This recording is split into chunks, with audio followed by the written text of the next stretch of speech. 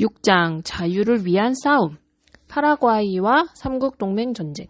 북아메리카에서 남북전쟁이 막 끝났을 때 남아메리카에서도 그 전쟁이 못지않게 피를 튀기게 하는 어떤 전쟁이 막 시작되려 하고 있었어.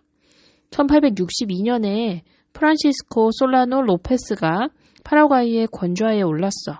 파라과이는 남아메리카의 한가운데에서 엄청나게 덩치가 큰 브라질과 아르헨티나 사이에 끼어있는 나라야.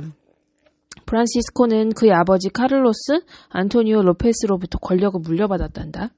카를로스는 파라과이를 강대한 나라로 만들려고 온갖 노력을 다했던 사람이야. 그는 강력한 군대를 만들었고 맏아들인 프란시스코에게 장차 권좌를 물려줄 생각으로 일찌감치 단단히 교육을 시켰단다. 그러나 욕심이 지나쳤는지 오히려 아들을 아주 망쳐버렸어. 고작 10살을 넘긴 아들을 무슨 영웅처럼 치켜세웠고 급기야는 18살밖에 안 된 아들을 군대의 장관으로 임명하기까지 했단다.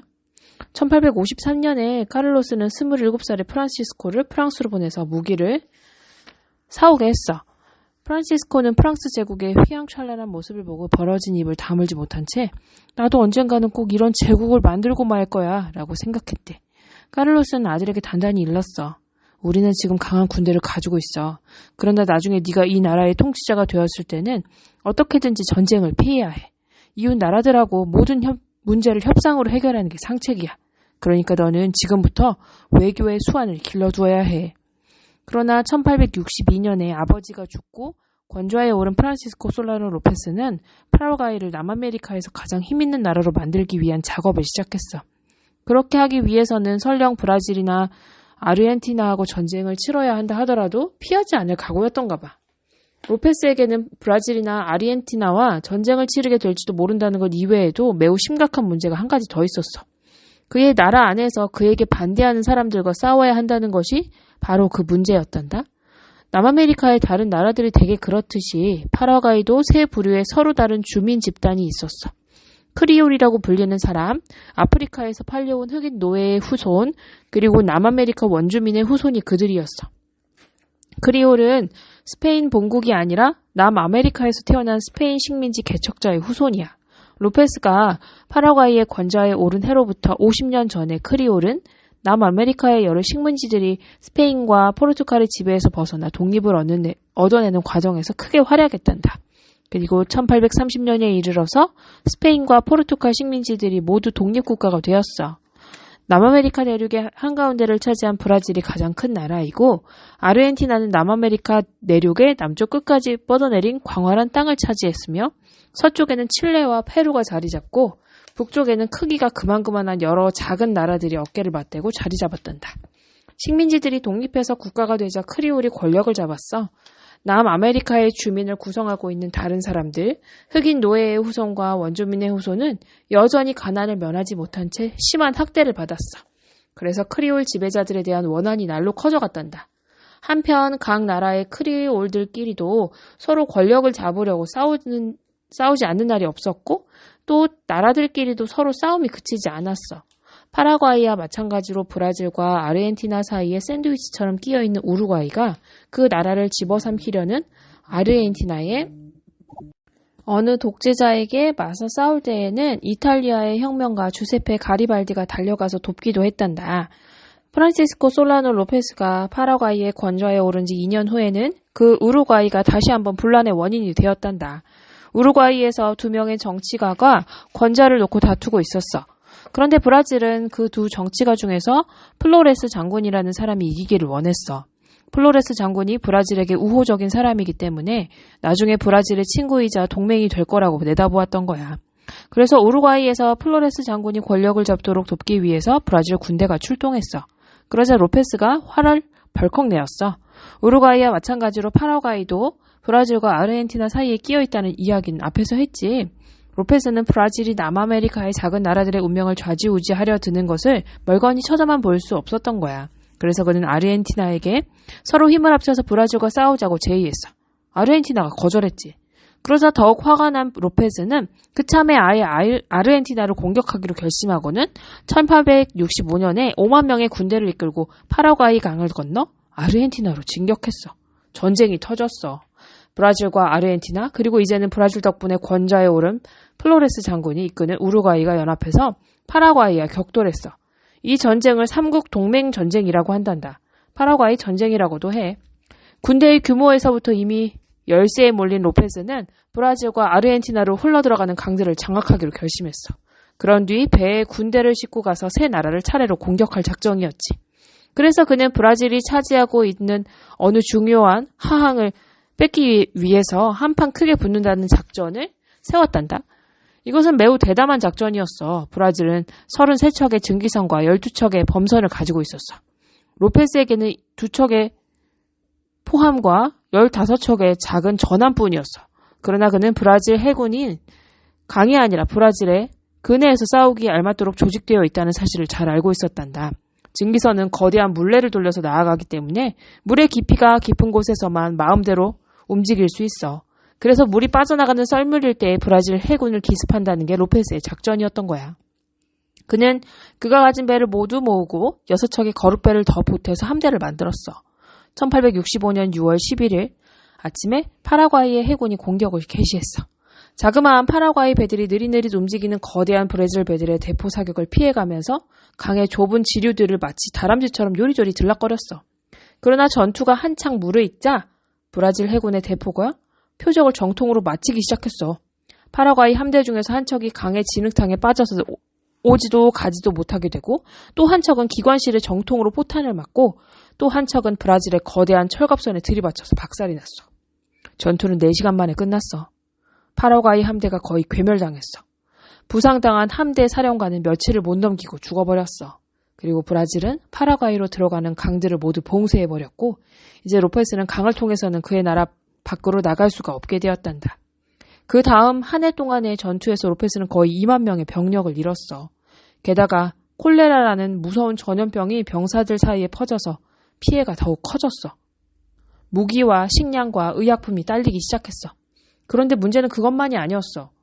파라과이의 병사들이 사용하는 소총이 삼국 동맹군의 소총에 비해서 성능이 형편없다는 게 또 하나의 문제였어. 로페스의 병사들은 방아쇠를 당긴다고 해서 반드시 총알이 나간다는 보장이 없는 구식 화승총을 가지고 있었지만 삼국 동맹군은 인도에서 영국군이 사용하는 최신식 엔필드 소총으로 무장하고 있었던 거야. 오래지 않아서 로페스는 그의 나라 안으로 물러나야 했어. 그러자 삼국 동맹군이 쳐들어왔어. 이제 로페스는 그의 나라를 지키기 위한 전쟁을 치르게 된 것이야. 그의 군대는 파라과이의 남쪽 끝에 자리 잡은 우마이타라는 요새 도시에서 3년 동안이나 버티며 삼국 동맹군을 저지했어.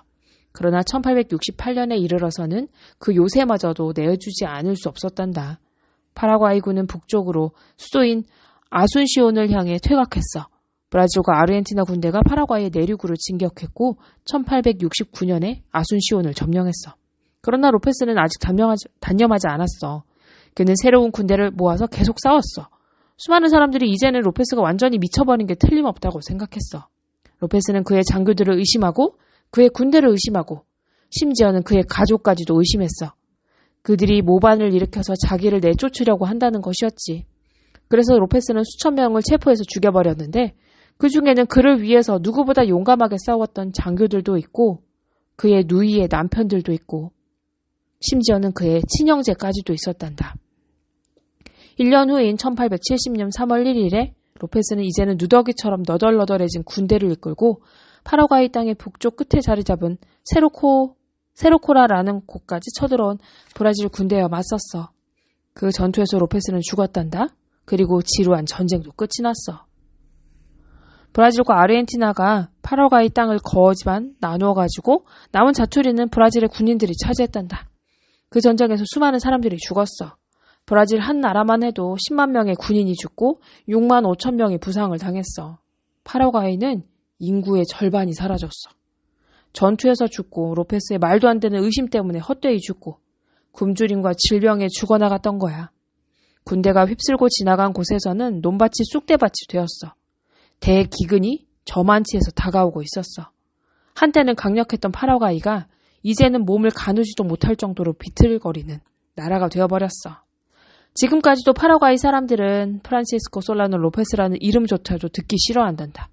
그는 파라과이를 집어삼키려는 브라질과 아르헨티나의 흉계에 맞서서 조국의 자유를 지키기 위해 싸웠던 애국자였을까? 아니면 그의 장교들 가운데서 누군가가 이 세상 그 어디에도 보지도 못했던 괴물이라고 말했던 것처럼 아주 미쳐버린 독재자가 아니었을까? 영국에서 독립한 캐나다. 남아메리카로부터 까마득히 먼 북쪽에서 또 한 나라가 독립을 향해 다가가고 있었어. 캐나다는 미국의 남북전쟁이 끝난 지 2년 후인 1867년에 자유의 나라가 되었어. 그러나 캐나다가 독립에 이르기까지의 이야기는 300여 년 전에 북아메리카의 북쪽 지역에 프랑스와 영국의 식민지 개척자들이 정착했던 때로부터 시작됐단다. 정착지들이 커져가자 프랑스와 영국이 그 지배권을 놓고 서로 싸웠어. 그리고 1763년에 격렬한 싸움 끝에 프랑스가 식민지를 영국에게 넘겼어. 영국은 새로운 캐나다 식민지를 두 지역으로 나누었어. 프랑스어를 사용하는 식민지 주민이 사는 곳으로 지금은 퀘벡주라고 불리는 하캐나다와 영어를 사용하는 주민이 사는 곳으로 나중에 온타리오주라는 이름으로 불리게 되는 상캐나다였지. 두 지역 모두 영어를 사용하는 영국인 관리들이 다스렸어. 그러나 프랑스 사람들은 영국인의 지배를 받으면서도 프랑스어를 사용하고 프랑스의 관습을 지켰단다. 1812년에 영국과 미국 사이에 전쟁이 터졌을 때 캐나다의 두 지역은 어느 쪽도 그 전쟁에 편을 들지 않았어. 대다수의 캐나다 사람들은 자기들이 사는 땅이 대영 제국의 일부로 남기를 원했기 때문이란다. 그러나 1812년 전쟁이 끝난 뒤에 캐나다에서는 이대로 나가는 대영 제국이 영영 그들에게 자치권을 주지 않을지도 모른다는 불만을 품은 사람들이 많아져 갔단다. 그 불만의 목소리는 하캐나다에서 더 크게 울렸어. 프랑스계 캐나다 사람들은 이미 자기들의 손으로 지도자를 뽑아서 하캐나다 국민의회를 만들어 두고 있었어.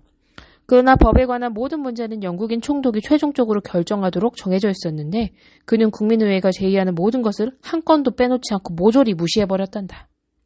키가 크고 인물이 준수하고 머리가 새까만 루이 조셉 파피노라는 이름의 프랑스인이 나서서 영국 총독이 국민의회의 제의를 덮어놓고 무시하지 못하도록 하는 법을 만들어야 한다고 주장했어. 그의 주장에 뜻을 같이 하는 프랑스계 캐나다 사람들이 애국자 협회라는 단체를 만들었단다.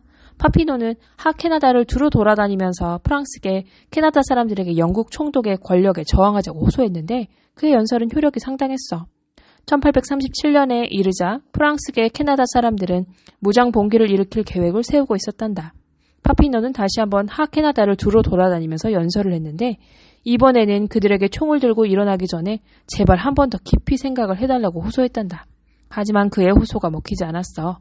애국자 협회가 이끄는 프랑스계 캐나다 사람들은 리슐리웨 강변의 생드니라는 성곽 마을에 사령부를 차렸어.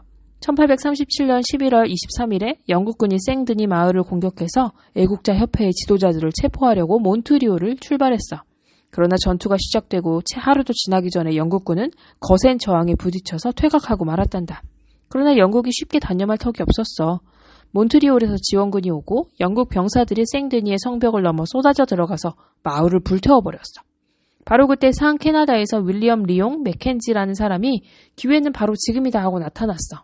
키가 유난히 작고 빨강머리인 그는 스코틀랜드 이주민의 후손인데 상캐나다에서도 하캐나다에서처럼 영국인 총독이 국민의회의 말에 전혀 귀를 기울이지 않는다면서 벌써 오래전부터 불만의 목소리를 높여왔던 사람이었어.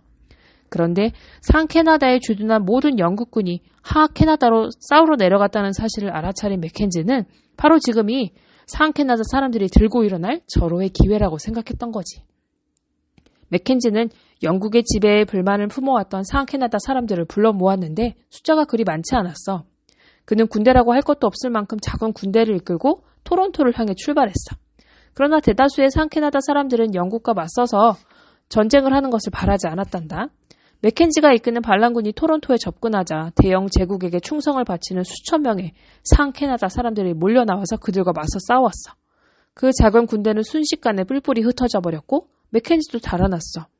그는 영국 병사들에게 들켰다가는 그 자리에서 체포당할 게 뻔하다고 생각하여 그 작은 키에 긴 치마를 입고 어깨에는 숄을 둘러서 여자인 것처럼 꾸며가지고 몰래 미국 국경을 넘었단다. 한편 하캐나다에서는 키가 크고 위풍당당한 파피노마저도 몰래 미국 국경을 넘어서 도망쳐야 했어. 영국은 캐나다의 식민지들을 고스란히 지켰어. 하지만 그곳에서 반란이 일어났다는 사실에 영국 정부의 관리들은 깜짝 놀랐단다. 그래서 더런 백작이라는 귀족을 캐나다로 보내서 어떻게 하면 다시는 봉기가 일어나지 않도록 할 수 있을 것인지를 알아보게 했어.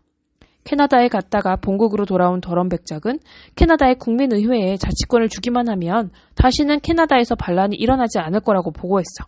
그래서 영국은 캐나다 식민지 정부의 구조를 개편하기로 했는데 그 내용은 상하 캐나다를 합쳐서 한 사람이 총독이 다스리는 하나의 식민지로 만들고 프로빈스라고 불리는 각 주에는 부총독 혹은 총독 대리를 한 명씩 파견해서 총독의 권한을 대행하게 하고 각 주는 자기들의 손으로 뽑은 의회를 가지며 각 주에서 뽑아보낸 대표자들이 모여서 캐나다 연합의회를 구성한다는 것이었어. 영국은 캐나다 사람들에게 수많은 의회를 가질 수 있도록 허락했지만 그 어느 의회도 캐나다 총독이나 각 주의 부총독을 누를 수 있는 권한을 가지지는 못했어. 그래서 캐나다 사람들은 그 후에도 계속 자치권을 얻어내는 문제를 놓고 글을 쓰고 연설을 하고 토론을 벌였단다. 마침내 노바스코샤주의 부총독이 그의 고문관들을 모두 노바스코샤 의회가 선택해도 좋다고 허락했단다. 그는 모든 문제를 그 고문관들의 의견에 따라서 결정해야 하게 된 것이야. 그래서 노바스코주에서는 이제 부총독이 아니라 주의회가 최고의 권력을 가지게 되었단다. 그리고 오래지 않아서 캐나다 총독과 캐나다 연합의회 사이에서도 노바스코샤주에서 이루어졌던 거와 똑같은 협의가 이루어졌어. 실로 오랜 세월 끝에 캐나다 사람들이 직접 선출해서 구성한 의회가 캐나다를 다스릴 권한을 갖게 이르렀던 것이지. 1860년부터는 캐나다의 여러 주주를 합쳐서 연방 정부를 만들자는 논의가 일어났어. 예전처럼 대영 제국에 충성을 바치는 한편으로 독자적인 헌법과 독자적인 상원과 하원을 가진 독자적인 정부를 가지고 싶었던 거야. 캐나다 사람들이 연방 정부를 원한 데는 그럴 만한 이유들이 있었단다. 캐나다의 서부 지역은 아직 프로빈스에 편입되지 않고 있었는데 캐나다 사람들이 한데 뭉쳐서 그 지역을 자기들 것이라고 강력하게 주장하고 나서지 않는다면 자칫 미국이 먼저 차지해버릴지도 모른다고 우려하는 사람들이 매우 많았던 거야. 대다수의 캐나다 사람들은 캐나다가 만에 하나라도 미국에 편입되는 사태가 발생하는 것을 결코 원하지 않았고 특히 끔찍하게 짝이 없었던 남북전쟁이 막 끝난 뒤에는 더욱 그랬어. 연방 정부를 만드는 문제를 놓고 각 주들이 토론을 거듭했어. 프린스 에드워드 섬 같은 작은 주들은 연방 정부가 구성된다면 덩치가 훨씬 큰 주들이 권력을 더 많이 가지게 될지도 모른다고 우려했어. 그러나 마침내 퀘벡, 온타리오, 노바스코샤, 뉴브런스윅 주들이 한데 합치기로 합의를 보았어. 그리고 이들 4개의 주가 합쳐서 캐나다 자치령이라는 새 나라를 만들기 위한 법적인 근거로서 영국령 북아메리카 조례라는 이름의 법령이 제정되었어. 이 법령은 또한 서부 지역을 캐나다의 주로 만들고 그런 다음에 자치령으로 끌어들이기 위한 절차에 대해서도 자세히 설명하고 있단다. 이 법령은 1867년 7월 1일 월요일에 발효되었어. 새로운 나라의 탄생을 축하하기 위해서 곳곳에서 축포를 쏘고 폭죽이 터지고 잔치가 벌어지고 시가 행진을 벌이고 아무나 나서서 연설을 했어. 그 후 3년 동안에 매니토바, 브리티시 컬럼비아, 프린스 에드워드 섬 이렇게 3개의 주가 자치령에 합세했어. 1900년에 이르러 캐나다 자치령의 영토는 북아메리카의 서부 해안에까지 이르렀어. 많은 캐나다 사람들이 우려했던 주인이 없던 서부 지역의 드넓은 땅이 미국에 편입되는 사태는 끝내 일어나지 않았던 것이지. 영국의 빅토리아 여왕이 여전히 캐나다의 여왕으로 남아있었어. 그러나 영국을 실질적으로 통치하는 것은 여왕이 아니라 영국 의회인 것과 꼭 마찬가지로 캐나다도 이제는 영국의 여왕이 아니라 그들의 독자적인 상원과 하원으로 구성된 의회에 의해서 통치되는 나라가 되었단다. 캐나다는 영국으로부터 완전히 벗어나진 않았지만 하나의 독립국가가 되기에 이르렀던 것이야.